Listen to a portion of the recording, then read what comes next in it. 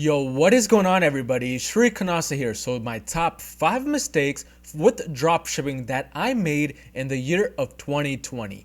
Now let's face it, everybody makes mistakes, but the most important thing is that you actually learn from those mistakes and make sure that it don't happen again, because if it happens one time and it's the first time that it ever happened, that means it could have just accidentally happened. It may not be your fault. But if that same exact mistake happens 2 times, then it is your fault and you are fully the reason why that same mistake happened again. In my opinion, these mistakes are actually the turning points which completely changed the way I did dropshipping, which kind of made me realize that what I was doing previously is not working. That's why I was able to consistently run my Shopify store during one of the most craziest years the world has ever seen and come out on top at the end. But this was unfortunately not the case for a lot of people, especially those people running dropshipping stores or just e-commerce stores in general in the year of 2020. But make sure to watch this video until the end, because these 5 mistakes are ones which you can possibly do if you don't and waste a lot of money. But let's just get right into it. The first mistake that you don't want to really do when it comes to dropshipping is to not destroy that like button. Just take 2 quick seconds, just smash that like button down below until it turns blue. Okay, hopefully I've done that. But let's start with mistake number 1 for dropshipping, and that is not using various different suppliers to source products from, especially those products which we're actually selling. And there are 2 reasons why this was a big mistake for me, in my opinion. Reason number 1 was that because of this, because I was only focusing on one supplier, maybe through AliExpress or eBay or Amazon, wherever I was getting the product from, when that product went out of stock for that supplier, that was it. That was the end for me. I could no longer sell that product. And if I had just went ahead and tried to find different suppliers selling that product from the beginning, I would have never faced something like this. This is a mistake a lot of especially beginner dropshippers make, because they feel like this, since they're not really getting any sales, or the sales that they're getting for a product are not too big, what they can do is just get away with just having one supplier, not doing anything else. And that is one of the biggest mistakes you can do, because pretty soon that supplier could just simply say that that product is out of stock. And if you're not able to find other people to source that product from, especially when you're scaling, that is it for that product. Not only are you going to have to refund a lot of orders, but you're also going to have a lot of angry customers and just lost money at the end. So this is one mistake that I was making consistently, because I was so involved in just adding new products every day. I failed to really look into which products were going out of stock so I could remove them completely from my store, and it did definitely cost me money. But that is one reason why. Reason number 2 is there are some websites such as Amazon or eBay, which if you place too many orders getting shipped to different addresses all the time, they could possibly ban your account and close it down completely. That is exactly what happened to my Amazon account while I was scaling a few products. All of a sudden, Amazon started asking me for bank statements for that card, even after I provided that bank statement. Because my VA were signing into that account from a different country, Amazon found that very risky and possibly fraud, and because of that, they decided to just shut down my account, even though I had all of the documentation ready for them. This is one of the biggest mistakes I made, which was relying too much on Amazon. As a result, the last minute, I had to scramble onto eBay, AliExpress, private suppliers to really source those products and get those orders shipped for my customers. But if I had just from the beginning made sure to have backup suppliers for those products, especially those which were selling, I would have never faced these issues. I would have never had to refund so many orders. So this is really one big mistake, which is why it's on top of my list. But make sure just from the beginning, have different suppliers ready to go for products, especially those that are winning. But that brings me to point number 2 on the list, and that is expanding too quickly, especially into advertising platforms, without really being ready for it. Now, what do I mean by this exactly? What a lot of people do is they think that Shopify and dropshipping is all about just scaling. Once you get those few orders, make sure to pump money into different ad platforms if you can, so that you can change that order from 1 to 10, then 10 to 100, and so forth. But what they fail to realize is that if they don't have the proper systems in place before they even consider doing that, everything is just going to come crumbling down. And you want to think of Shopify or just dropshipping in general as a building. Every building out there has a very, very strong foundation. Those buildings that didn't have strong foundations, well, they're probably already falling down. And that is exactly what happens with Shopify dropshipping stores. If your foundation is weak, meaning your back end is not good enough, you're the only person fulfilling all those orders, answering customer service, doing everything else, it's going to really take a toll on that foundation. And if that is a weak foundation, your Shopify store will definitely come crumbling down, especially if you decide to expand onto different advertising platforms.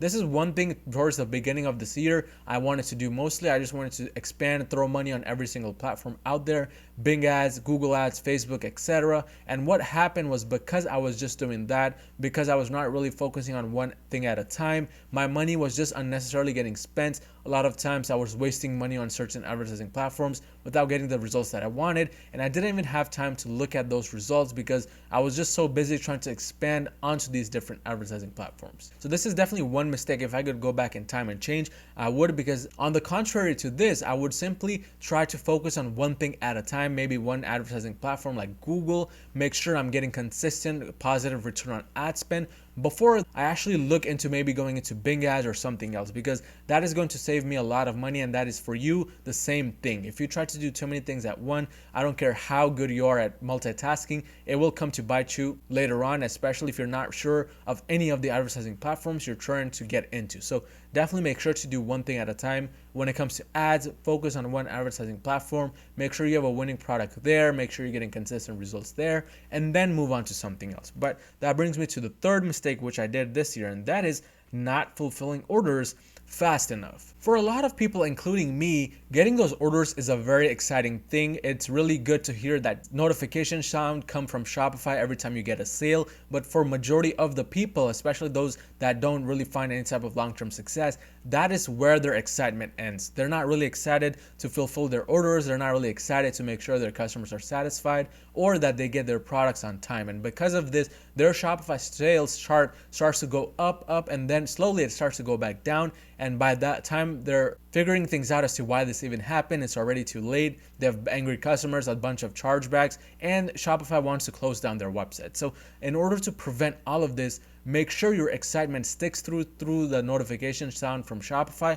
onto fulfilling orders as well, because fulfilling orders should be an exciting thing for you because you got money for these orders, you made a good profit, hopefully at least from these orders. What you want to do then is go ahead and ship them as fast as possible. Make sure you're checking your orders list daily, trying to get them ordered as soon as possible. Because regardless of where you order those products from, whether it be AliExpress, eBay, Amazon, etc., those suppliers are going to take just a few days, maybe up to a week or so, whatever the handling time is for them, to get those orders shipped out. So if you already from the beginning delay ordering those products from your supplier, then it's going to cause even more delays. By the time the customer gets the product, they may not even want it anymore, and that's going to lead to further angry customers as well as chargebacks. So one easy solution to this is just fulfill orders as fast as you can, preferably within 2 to 3 days of when you receive them. And by this, I mean just order that product on AliExpress or wherever you source it from.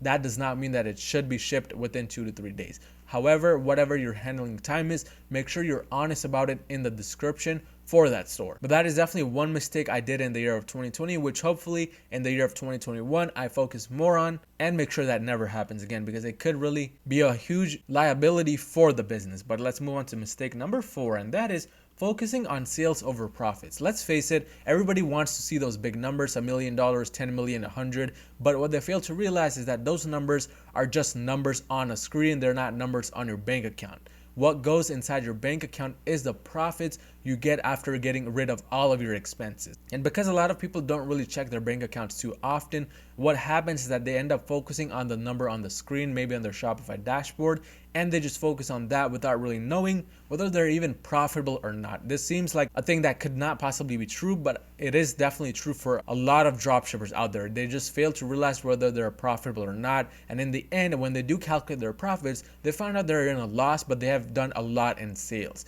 If you don't want to be like that, make sure to always check your numbers. Make sure to check whether you're really getting any profits daily or not. I recommend going in every single week into Order Metrics or whatever platform you use to track down your profits and checking how much profit you made within the week, whether it was more or less, and then go and check daily. What did you do on a given day to make it go up or make it go down, etc. Because not only is this going to let you know whether you're profitable or not, but it's going to let you know exactly what you did to become even more profitable, so you can do more of it and get even more profit. So in the long term, this is a very beneficial thing to do. But definitely one of the most important things you can do in 2021, focus on profits and only profits, not sales. Sales are important, but not more than profits. But let's move on to the final mistake, which I think should not be made by dropshippers, and that is not properly checking the shipping address. This seems like a very small thing, but this is one mistake I was consistently making. On a lot of the orders, what I would do, or what one of my suppliers would do, is they would ship it to the billing address rather than the shipping address. And this was just done out of mistake, not really paying attention to what address was getting inserted during the ordering process, and this caused big issues when it came to the customers. But this again may seem very small, but it does happen often. I know it happened for me a lot this year, which is why I've started to become more focused when I do the ordering to make sure I'm not making the same exact mistake, because it does cost the customer money to then have to fix this issue up, make sure it gets shipped to the right address, and all sorts of those things, which you can just avoid by just shipping to the right address. Again, very simple thing, but one mistake I see myself make, and also a lot of dropshippers make. But these are my 5 mistakes for the year of 2020 that you should definitely try not to repeat. But if you found any type of value in this video, make sure to smash that like button and make sure to subscribe, and I'll see you guys next time.